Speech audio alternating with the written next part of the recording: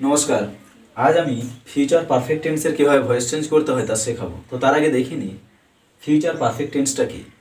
ভবিষ্যতে দুটো কাজের মধ্যে যে কাজটি আগে ঘটবে তার ফিউচার পারফেক্ট টেন্স হয় এবং অপর যে বাক্যটি থাকবে সেই বাক্যটি প্রেজেন্ট ইনডিফিনাইট টেন্সে করতে হবে। ক্রিয়া শেষে কী কী চিহ্ন থাকে ফিউচার পারফেক্ট টেন্সে? ক্রিয়ার সঙ্গে আ থাকবো, আ থাকবে বা আ থাকব ইত্যাদি যোগ থাকে। এবং ফিউচার পারফেক্ট টেন্সের স্ট্রাকচার হচ্ছে সাবজেক্ট প্লাস শ্যাল হ্যাভ বা will have plus V3 plus object plus others. Future perfect টেন্সের একটা এক্সাম্পল আমরা বাংলা থেকে ইংলিশে ট্রান্সলেট করে দেখে নিই। যেমন, তুমি আসার আগে আমি গল্পটি পড়িয়া থাকব। এখানে দুটো বাক্য আছে, তুমি আসা এটা একটা বাক্য এবং আমি গল্পটি পড়িয়া থাকব এটা একটা বাক্য। এই দুটা সেন্টেন্সের মধ্যে আমি গল্পটি পড়িয়া থাকব এই বাক্যটা অধিক আগে হচ্ছে, এই জন্য এই বাক্যটিকে ফিউচার পারফেক্ট টেন্সে করতে হবে এবং দ্বিতীয় যে বাক্য এটা পড়ে আছে এটাকে প্রেজেন্ট ইনডিফিনাইট টেন্সে করতে হবে। আমি গল্পটি পড়িয়া থাকবো এই সেন্টেন্সটাকে ইংলিশে ট্রান্সলেট করলে কি হবে? একে ট্রান্সলেট করলে হবে সাবজেক্ট কি আছে? সাবজেক্ট আছে আমি, অতএব এখানে কি বসবে? আই। তারপর কি আছে? শ্যাল হ্যাভ বা উইল হ্যাভ, এর মধ্যে যে কোনো একটা বসবে। এখানে কি হবে? আয়ের পরে শ্যাল বসে, এই জন্য আই শ্যাল হ্যাভ হবে। তাহলে আই শ্যাল হ্যাভ, এরপরে কি? V3 বসবে। ভার্ব কি আছে? পড়া, অতএব read. I shall have read. এরপরে কি বসবে? অবজেক্ট। এখানে অবজেক্ট কি?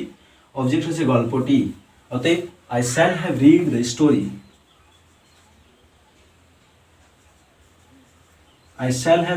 স্টোরি। এরপরে কি বসবে? B4 বসবে এখানে, যেহেতু আগে আছে তো B4। এরপরে দ্বিতীয় যে বাক্যটা থাকবে সেটা কি হবে? সেটা প্রেজেন্ট ইনডিফিনাইট টেন্সে করতে হবে। সাবজেক্ট কি আছে এখানে? তুমি। বিফোর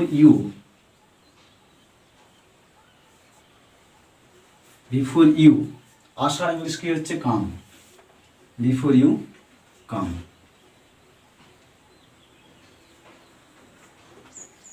তাহলে ট্রান্সলেশন হলো I shall have read the story before you come.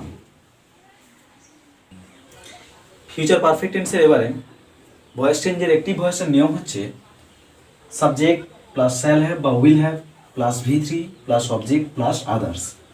Future perfect টেন্সের প্যাসিভ ভয়েসের নিয়ম হচ্ছে যেটা অবজেক্ট থাকবে অ্যাক্টিভে সেটা হবে সাবজেক্ট প্লাস শ্যাল হ্যাভ বা will have plus been plus V3 plus by plus যেটা সাবজেক্ট থাকবে অ্যাক্টিভে সেটা প্যাসিভে হবে অবজেক্ট। ফিউচার পারফেক্ট টেন্সের একটা এক্সাম্পল আমরা ভয়েস চেঞ্জ করে দেখে নিই। I shall have bought a gift. এখানে সাবজেক্ট কি? সাবজেক্ট হচ্ছে আই। ভার্ব কি? ভার্ব হচ্ছে বট এবং এ গিফট এটা হচ্ছে অবজেক্ট। একে কি করতে হবে? প্যাসিভ করতে গেলে তাহলে যেটা অবজেক্ট আছে অ্যাক্টিভে সেটা হবে সাবজেক্ট। তাহলে এ গিফটটা কি হবে? এ গিফট সাবজেক্ট হবে।